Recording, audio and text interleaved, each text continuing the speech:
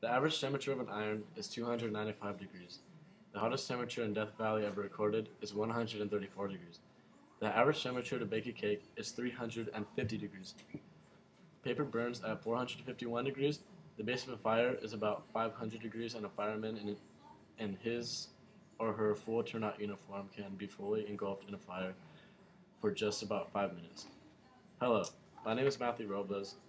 I am a senior here at Lasona High School and a future graduate of 2010. I chose to do my senior project on firefighting because when I was a young boy, I recall having my uncle tell me a story about one of his first calls that he ever went on that changed his life. He responded to a call involving four cars that crashed in the middle of an intersection. Two of the cars were damaged so much another car driver's door was smashed in really bad, crushing the driver's legs, and the final car got the worst of it. It was flipped over on its back, and the front of the car was completely smashed inward. My Uncle Robert went to the flipped car first because he heard an infant in the back seat crying. The door was damaged and was unable to be opened. The firefighters rushed to break open the car door with a giant scissor-like apparatus called the jaw of life that can cut through steel fairly easily. Without checking the machine before they left the station, they quickly found that the jaws of life was not working. Another firefighter took an axe and started taking matters into his own hands. Once the door was semi-open and the child was pulled from the car, he was taken from the hospital and paramedics did the best they could, but unfortunately the baby passed away.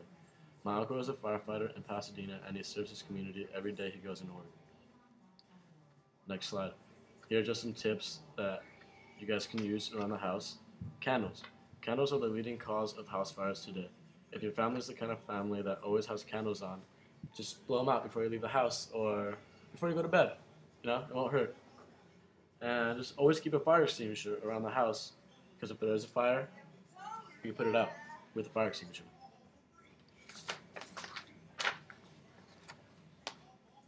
Smoke detectors. If you have a smoke detector in the house, always check if it's working, because if it's not working and there's a smoke in the house, then you won't be alarmed. All right. So just always make sure that it's working. So if it's not working, just put batteries in. And if you don't have one in the house, I suggest you get one. Next slide, fieldwork.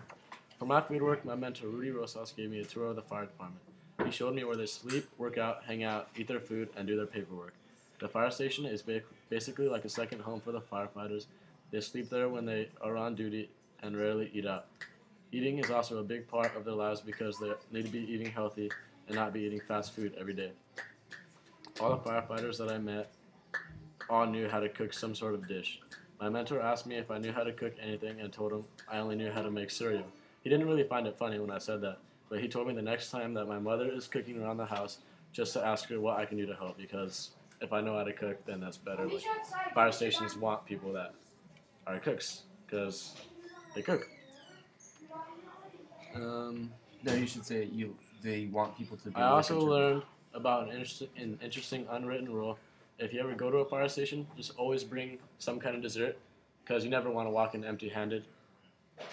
It's just one of those unwritten rules, and he's the professional, so I'm going to listen to him.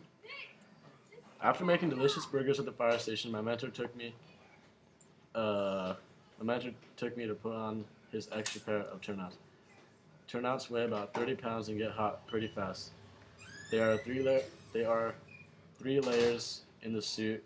One to keep the fire from burning you, another to keep the steam from burning you, and another to keep you cool inside and around the fire. After we put on the suit, we went outside with some hoses and different kinds of nozzles. So I learned how to dismantle a fire hydrant and hook up the hose to it.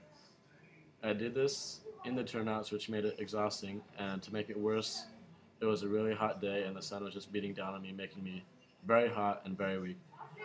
Once I hooked up the hose, my mentor had me stand by and run to the end of the parking lot with the hose and shoot the water out into the plants ahead. And that's all I have for now.